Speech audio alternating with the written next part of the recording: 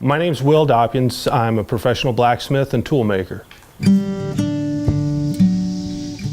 I grew up with blacksmithing. My great-grandfather was a blacksmith, my grandfather, my dad, and it wasn't necessarily a hobby. It was a job and wasn't a trade that you got to learn that was fun. It was a trade you went and did because that was one of the chores.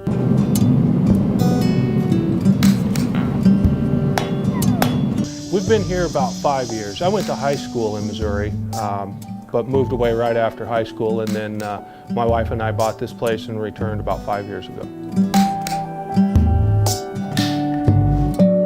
And we had always been gardeners and really got deep into the garden tools and frustration with the garden tools that were available and started making a few. And then when the time came and we were ready, that was the plan and the goal. We bought this place to come down here and start making garden tools. Now, what are your tools going for about? How much? Oh, yeah, between 30 and 40. And it's a lifetime tool. We intend them to be heirloom tools. People hand them down to kids and grandkids and such.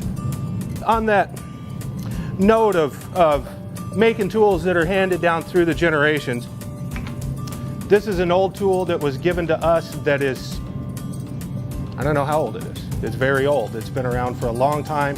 It's still a good tool. It still works. We still use it. It's a little bit ugly, but it works great.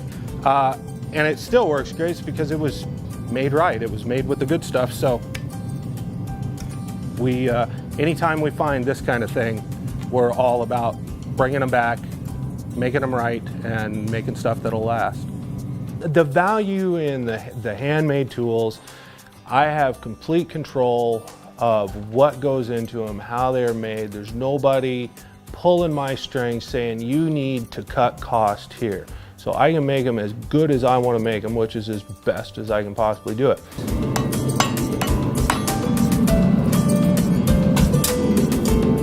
We don't really spare any expense when it comes to the materials we use. It's 1075 high carbon steel, which is a cutlery grade steel that's hardened and tempered just like a knife would be. And that's what gives them such incredible backbone. You know, trowels that bend here or break, they're not sharp. All our tools are very sharp because you're cutting the soil, you're cutting weeds. And the steel we use is specifically engineered to be a hard, sharp something. When you get something hand wrought from somebody who's right there making it themselves, it's pretty much all on the table. There's not really any way for me to hide any of it. You know, you get what you pay for. We do a few events a year around the country. We do some of the bigger Mother Earth news fairs. We do the show in Baker Creek, the Heirloom Expo in Santa Rosa, California. And then you can get them online, homesteadiron.com. Yep. As people are finding out we exist, we're becoming more popular, but I think the popularity or the desire to find a better made product has been there for a long time. There just hasn't necessarily been anybody filling that niche.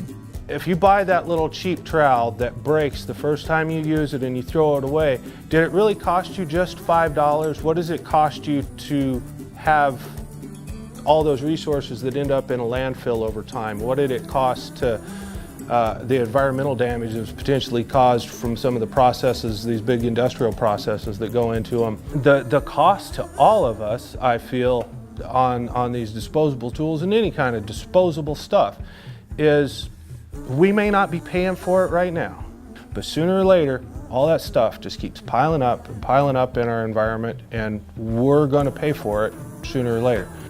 You know the cost of water when the well is dry.